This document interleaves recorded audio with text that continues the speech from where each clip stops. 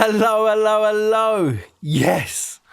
Welcome back. I finally made it out of the rabbit hole to record another Inside the Project. This time it's for Arara, which is out on mau5trap's We Are Friends Vol.5 compilation. A lot of great pieces of music on there by a lot of great fellow artists. Just an all-round good compilation. Now, for those who might be aware, a lot won't, I originally wrote the track back in 2008. It sounded very, very different. I still love it, but nothing as to what it could stand up to today. So before we begin, let's revisit that old version.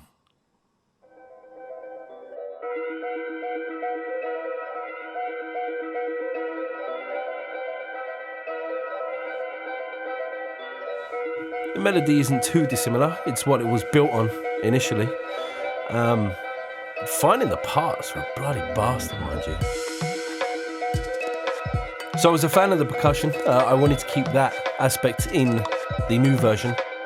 Obviously redo it a bit more, make it a bit more modern, up to my current level of output. The tune changed a hell of a lot in its arrangement. Certain parts are still familiar. And if we take a listen to the new version, it was revamped, redone. Everything was pretty much brand new, apart from the melody and a couple of other little bits here and there.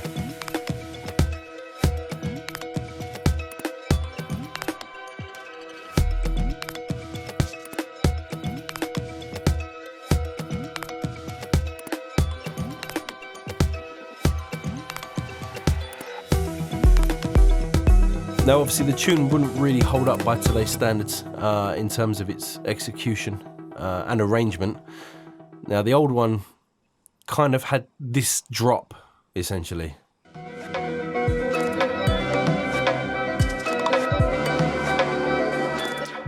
Now, I always found this drop pretty repetitive, and I knew it'd get boring pretty quickly.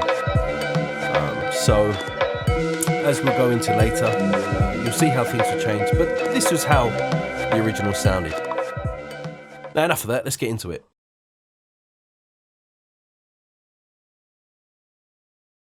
So the main melody is the absolute driver of the whole track.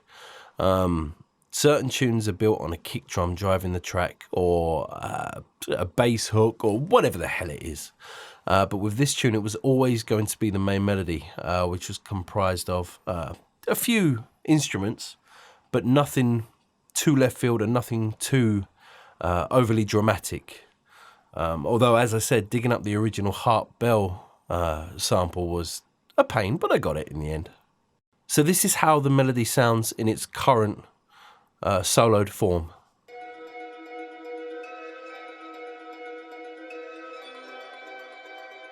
It originally starts with a harp bell combination and a vibraphone. And then as the melody progresses, there's a Victorian music box, which I love, that comes in, as well as something I've aptly named wail, because it sounds like a wailing noise. Not wailing as in, clubbing a whale. No offense.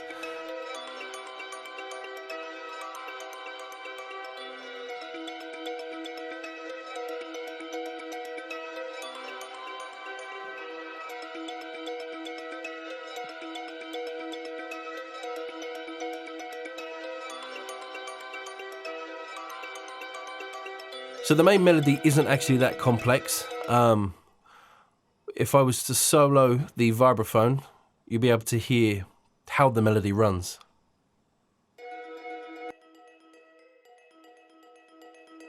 It's almost kind of arpy and a bit enchanting, shall we say.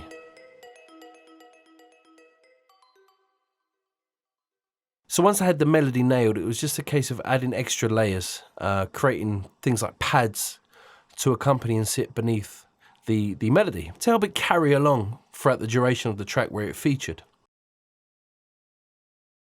So if I bring in the pads, which were two instances of absinthe, you'll hear how they'll sit under the main melody.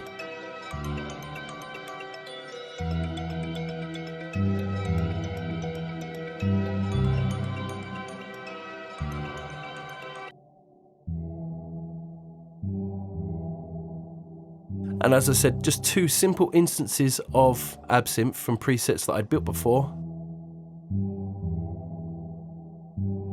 So fairly simple in their design. They were created just to add a little bit of texture and atmosphere to the main running melody, lead line, should we say. There's also a sort of running synth line of a basic preset that was created in Prophet, which has a filter that opens up on the top as the melody progresses through its transitions. And there's also a delay, which was a nifty little plugin I found in Reactor. I think I got it online from the database, I can't remember. But a little bit of automation on that.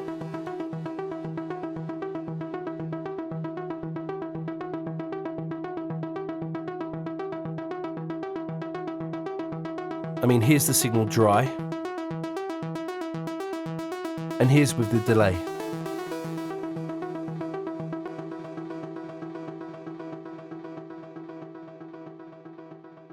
So you hear it continues to run, which was nice when easing transitions into one another. So the melody is used pretty sparingly throughout the track.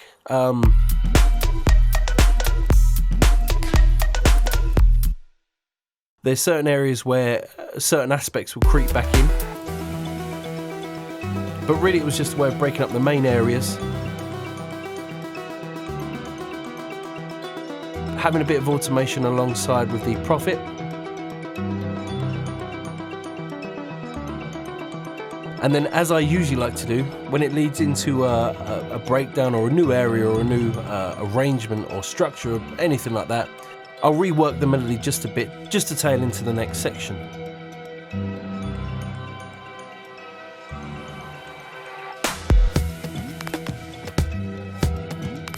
Now there's also some basic effects that were added on top of the main melody.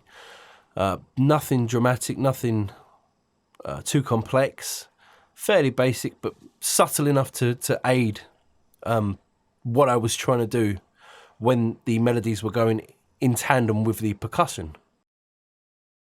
There's some filters that open up, there's some reverb that expands.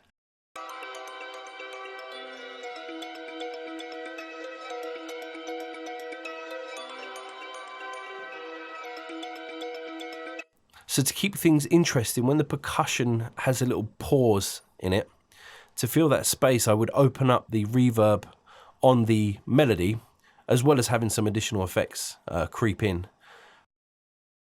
But the reverb expanding and opening up, and that tail, I found just added a nice little touch to a bit of variation, and is something that someone can listen to and think, oh, that's different. So the melodies run in the conventional areas as you would expect them to.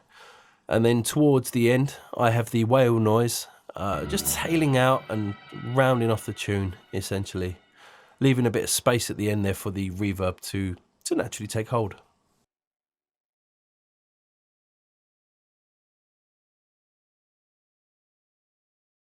So next up is the percussion. I really wanted to keep this as close to the original as possible.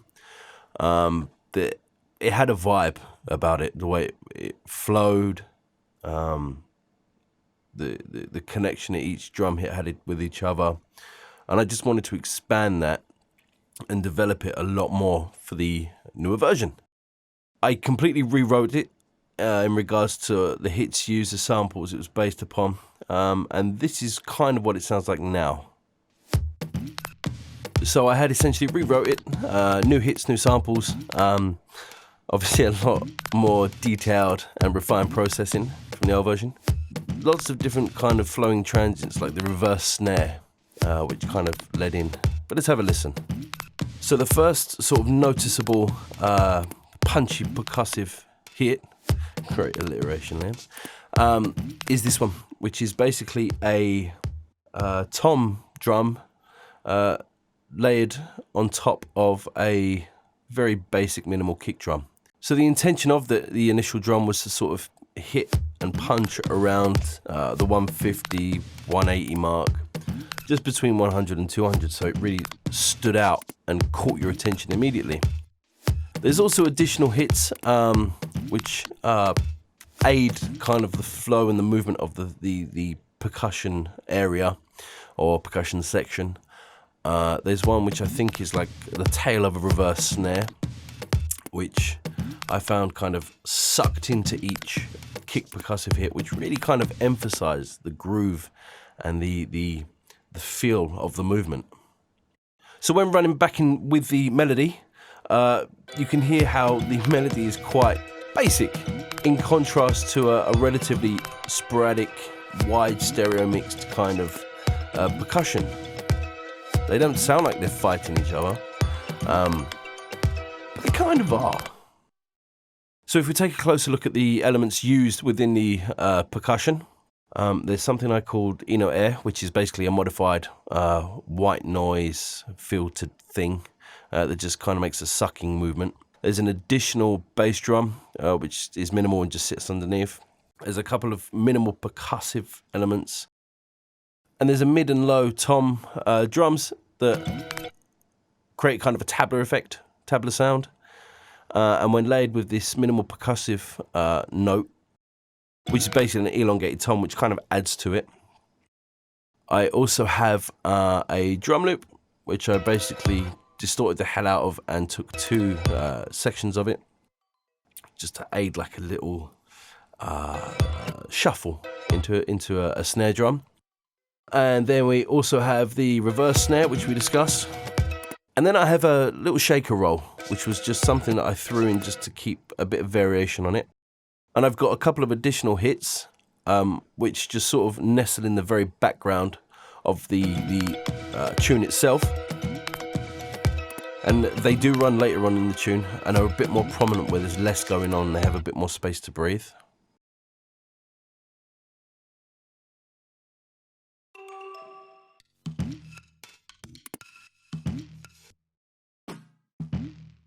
They kind of float in and out, and when the tune requires that they get a bit more chaotic and a bit more energy, I let them run freely.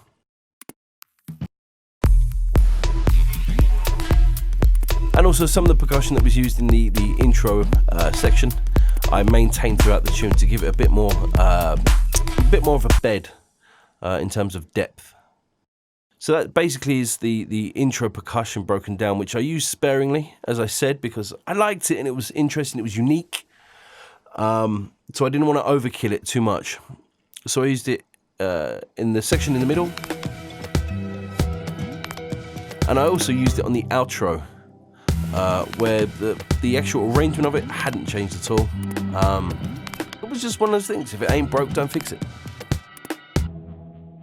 Obviously, you can hear the slight variation where it ducks out. I have a riser, a sweep that comes in, and this effect that I sort of modify within Reactor. It was just to give it a bit more depth, so people would obviously listen to it and think, I didn't catch that first time, or, whatever. And that's pretty much the percussion. Fairly simple, straightforward. I just wanted everything to be a bit more organic, a bit more natural sounding. Yeah.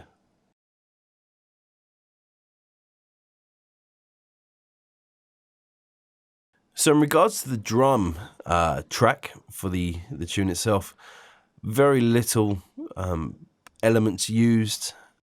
The main foundation is a bass drum and a clap, which run throughout the track. Very simple. The kick is quite low and heavy. I didn't obey levels or any theory or anything like that. When it just sounded good, it sounded good. This is the kick solo and the clap solo. So in regards to the kick, there's actually nothing on that channel.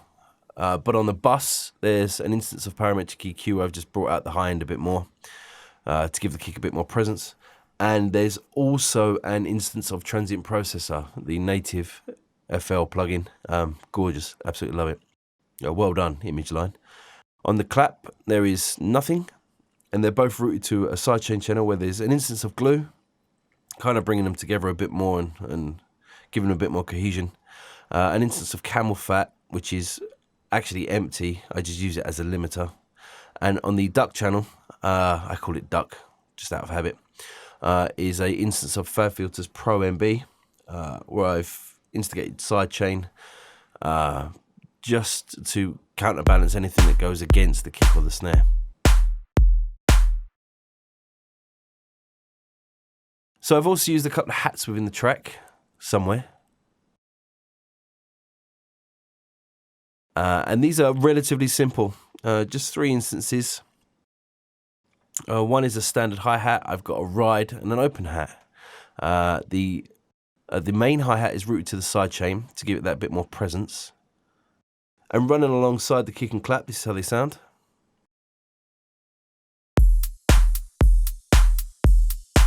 I wanted the hat to be a bit more prominent in the mix, so you can see it's creeping up in the in span here. So when it's soloed, the hat, simple. The ride is just included to give the tune a bit more of a unique vibe. I've automated the pitch with NFL, so you'll see how that obviously moves in correlation with the envelope. And it goes down and up at various points. And the open hat, which is monoed, is just added above a couple of the kicks to give that bit more of a groove, a bit more vibe, just to keep people interested. It's not too prominent, it kind of sits on level with the clap. And as I mentioned about the envelope on the pitch for the ride, in certain areas it goes up. Just to replace using a sweep or, a riser effect. It was just something different. It's a common technique. I just enjoy using it. So at various moments within the track, I'll use it to blend with the current progression. For instance, with the percussion, it was something nice to have over the top. And the main kick is obviously audible within the percussive breakdown thing that I'd created. In that section, it was just another layer that I wanted to use to, keep interest flowing and basically try and engage people and try and have them pick apart as many different things as they could within the track. Now, in regards to the clap, no processing on it. It stems from an old project that I'd done previously that never got used. It's quite prominent in the 6 to 8K range and the 1 to 2K range. Just to give it a bit more oomph, lack of a better term. And the bass drum, very simple, very flat, very basic. Just something to help carry the tune. It didn't need to stand out or be too prominent. So when I play it with the sub kick back in, you can hear it just sort of nestles in amongst the low end.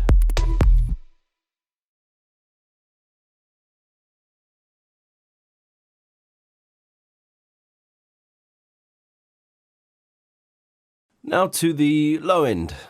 Once I knew that this track was coming out on We Are Friends Vol.5, I decided to take a bit more of an experimental approach, not succumb to the standard theories and how things should be done. So this is how the low end sounds. It's a fairly simple pattern. I think there's a pitch drop in there somewhere, but it's basically 2 instances of 3 times 3x OSC, sorry, which one is a sine wave and the other is a square. We will come to that in a second. Now the sine has nothing on it, but the square is being saturated, and then using FabFilter's Pro Q, I'm just running off from maybe 500 onwards. And I found that doing that and working the layers together meant that you can create this really thick, robust low end that doesn't fluctuate in your sonic perception of it when notes are either an octave up or octave down. It kind of maintains that nice, solid level for you. And with the aptly named Sub Thumper, which is just a basic old school Reese kind of bass that I'd done,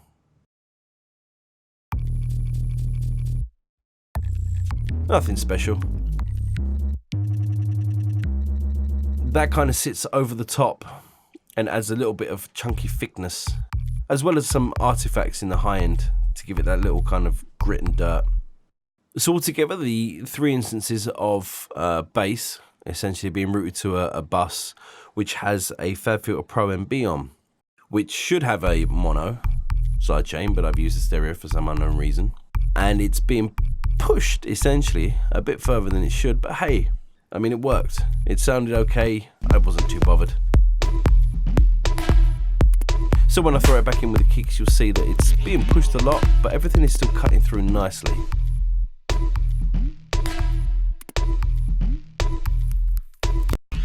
I also have this random kind of noise that is at the start of the bar, which I created in Massive. It's kind of like a sci-fi droney thing. It's just the one note. Doesn't need more than that. It's just a patch that I've done in Massive. Almost creating a kind of like a vocal lead.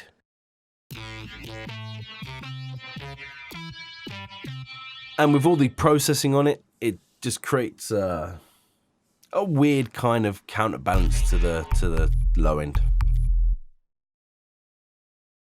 And I sporadically sprinkled it throughout the track, not to do overkill once again.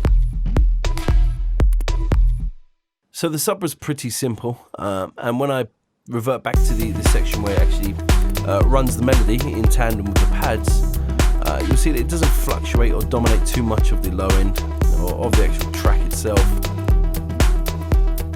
simply because of the way it was balanced with the saturated square and the side chain. So it was there without, you know, being forceful and really bugging you and getting in your bloody face.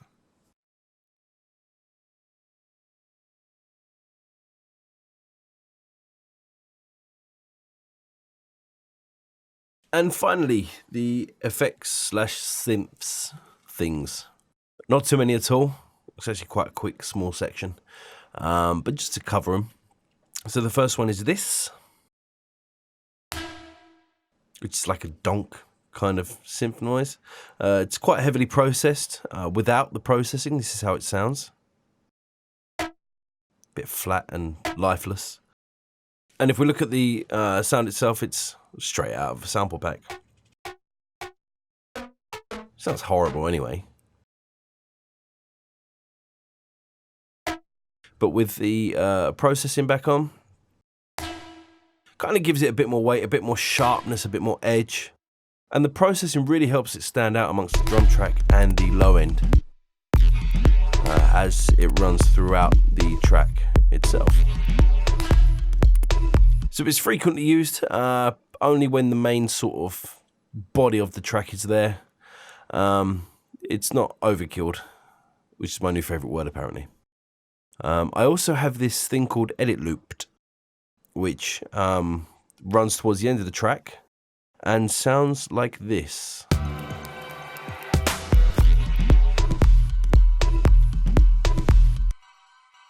It's almost like a shimmering, sort of tingly kind of sound. Isolated. Yep, it's a sample of the intro.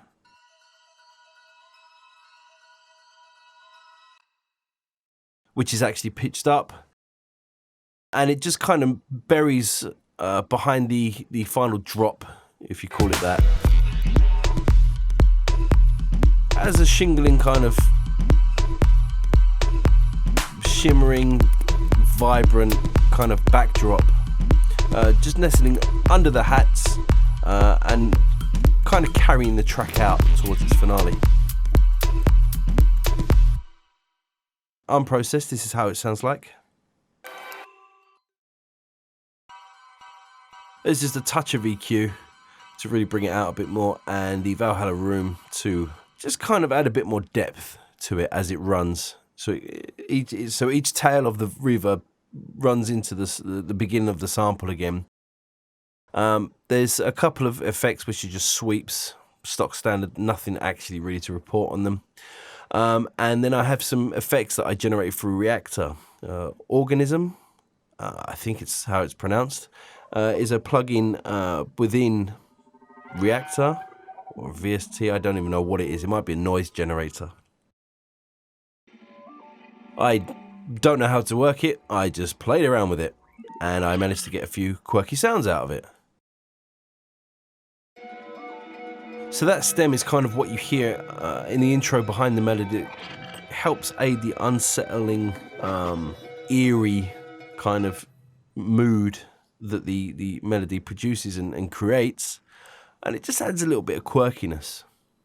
So that's it. That was I Shut inside the project. Didn't need to break down every track and channel to see the processing because, as you can tell, it was more about the elements working with each other to create the effect rather than being reliant on sound design or anything too far-fetched processing-wise. I got to jump back down the rabbit hole and finish this next EP. So I'll catch you on the other side.